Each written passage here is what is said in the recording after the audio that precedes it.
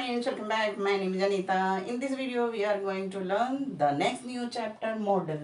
Mood से बना है मॉडल। ये विशेष प्रकार का हेल्पिंग वर्ब या ऑक्सिलरी वर्ब होता है, इसलिए इसे हिंदी में सहायक क्रिया के नाम से जानते पहचानते हैं। और हेल्पिंग वर्ब फाइनाइट वर्ब यानी मुख्य क्रिया के भाव, मूड, एटीट्यूड या व्यू पॉइंट यानी दृष्टिकोण को व्यक्त करता है। हेल्पिंग वर्ब का प्रयोग अंग्रेजी बोलते समय न ही इग्नोर कर सकते हैं, न ही टाल सकते हैं। इसलिए हेल्पिंग वर्ब का सही सही जानकारी हासिल करने और धीरे धीरे जानकारी के आदत में रूपांतर करने के सिवाय और कोई दूसरा रास्ता नहीं है। और यह बहुत इम्पोर्टेंट होता है और वाक्यों में इम्पोर्टेंट रोल निभाता है। यह मेन वर्ब का सहायता करता है, इसलिए इसे हम सहायक क्रिया के नाम से जानते हैं। और मॉडल्स के अंतर्गत विशेष प्रकार के हेल्पिंग वर्ब को रखा गया है। तो आइए हम परिचय को जानते हैं। मेरा परिचय नहीं, आपका परिचय नहीं, मॉडल्स का परिचय। सबसे पहले मैं बता दूं मॉडल्स के बारे में क्या जानकारी है। Modals are used alone with main verb. ये हमेशा मेन वर्ब के साथ ही यूज करते हैं और ये मेन वर्ब को हेल्प करते हैं। कैसे? फॉर एग्जाम्पल, कैन गो जा सकता है, कुड गो जा सकता था, will be able to go जा सकोगे, मे गो जा सकते हो। इस तरह से दूसरा point, they are never used alone, जैसे मैंने बताया वह अकेला यूज नहीं होता है, यानी अकेला प्रयुक्त नहीं होता है, वह वर्ब के साथ ही प्रयुक्त होता है। नेक्स्ट पॉइंट है थर्ड, दे एक्सप्रेस, वे व्यक्त करते हैं द मोड और मैनर, मोड एंड मैनर व्यवहार को व्यक्त करते हैं ऑफ एक्शन, जब कोई भी एक्शन होता है, क्रिया होता है, तो वह डिनोटेड बाय द वर्ब्स, वो वर्ब के रूप में हमें अर्थ बताता है जब हम कोई एक्शन करते हैं। And they don't change their form, वह अपना रूप को कभी चेंज नहीं करता है, चाहे वह प्लूरल सब्जेक्ट हो या सिंगुलर हो या फिर वह क्रिया का कोई भी रूप है। तो बस यहाँ देखिए वर्ब का फर्स्ट फॉर्म में अगर हमने यूज किया तो वह अपना रूप को चेंज नहीं करेगा। अगर वर्ब का थर्ड फॉर्म के साथ हमने मॉडल्स को यूज किया तब भी वह अपना रूप को चेंज नहीं करेगा, वैसा का वैसा ही यूज किया जाएगा, चाहे वह कोई भी वर्ब का फॉर्म हो। नेक्स्ट, हम मॉडल्स में विशेष प्रकार के कौन कौन से हेल्पिंग वर्ब को रखा गया है या यूज किया जाता है उसे हम पहचानते हैं और जानते हैं।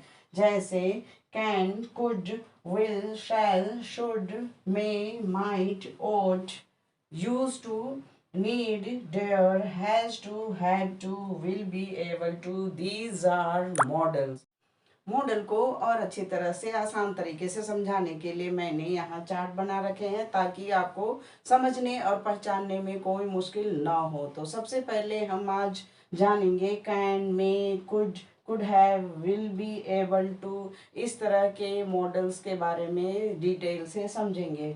अर्थ के साथ साथ हिंदी के वाक्य से भी आप पहचान सकेंगे और साथ में इंग्लिश के सेंटेंस को भी आप यहाँ जान सकेंगे और फटाफट इंग्लिश बोल सकते हैं और कहाँ यूज़ किया जाता है, कैसे यूज़ किया जाता है, वह भी आप सीख जाएंगे। तो आइए शुरुआत करते हैं। सबसे पहले कैन, कैन का अर्थ होता है सकता है, सकते हैं या सकती है। और आपको जानकारी है कि मॉडल्स का प्रयोग सब्जेक्ट के बाद यूज करते हैं, वो भी पॉजिटिव सेंटेंस में। उसके बाद वर्ब का फर्स्ट फॉर्म यानी मेन वर्ब का ये सहायता करती है, इसलिए हम इसे सहायक क्रिया के नाम से जानते हैं और पहचानते हैं। जैसे हिंदी के वाक्य से आपको बिल्कुल आसान हो जाएगा समझने में। तुम जा सकते हो, तुम अंग्रेजी बोल सकते हो, तुम डांस कर सकते हो, तुम गाना गा सकते हो, वह इसे हल कर सकती है।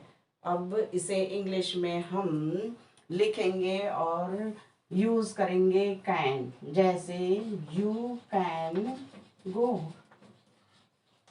दूसरा है वह इसे हल कर सकती है, शी कैन सॉल्व इट।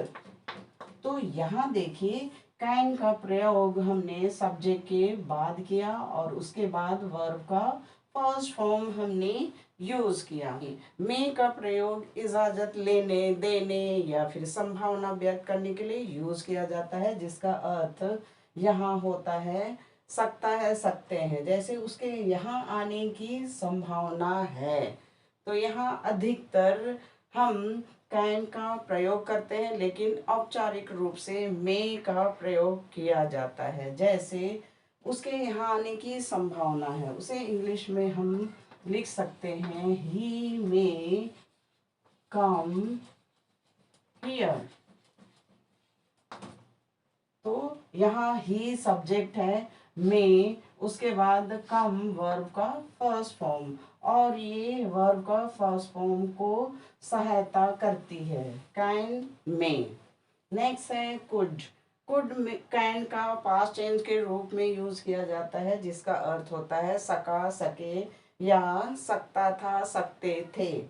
मैं बिना चश्मा का लिख सका, यानी मैं बिना चश्मा का भी लिख पाया या लिख सका। इसे हम लिख सकते हैं I could write without glasses या स्पेक्स यूज कर सकते हैं। तो इस तरह से I could write without specs या विदाउट ग्लास। नेक्स्ट है थर्ड कुड हैव। यहाँ दो हेल्पिंग वर्ब है और हैव से स्पष्ट हो जाता है कि वर्ब का थर्ड फॉर्म के वर्ब को सहायता पहुंचाता है, और इसलिए यहाँ कुड हैव मॉडल्स के रूप में प्रयोग किया जाता है। इसका अर्थ है सका था, सके थे या सकता था। और उदाहरण यहाँ देख सकते हैं हिंदी के वाक्य से, वह कुछ तो कर सकता था, मैं बिना चश्मा का पढ़ सकता था, मैं डांस कर सकता था, मैं बोल सकता था। इस तरह से बातें की जाती है और कुड हैव का प्रयोग किया जाता है इंग्लिश में। जैसे ही कुड हैव है, इसलिए वर्ब का थर्ड फॉर्म यूज किया जाएगा डन एनीथिंग, कुछ तो कर सकता था। I could have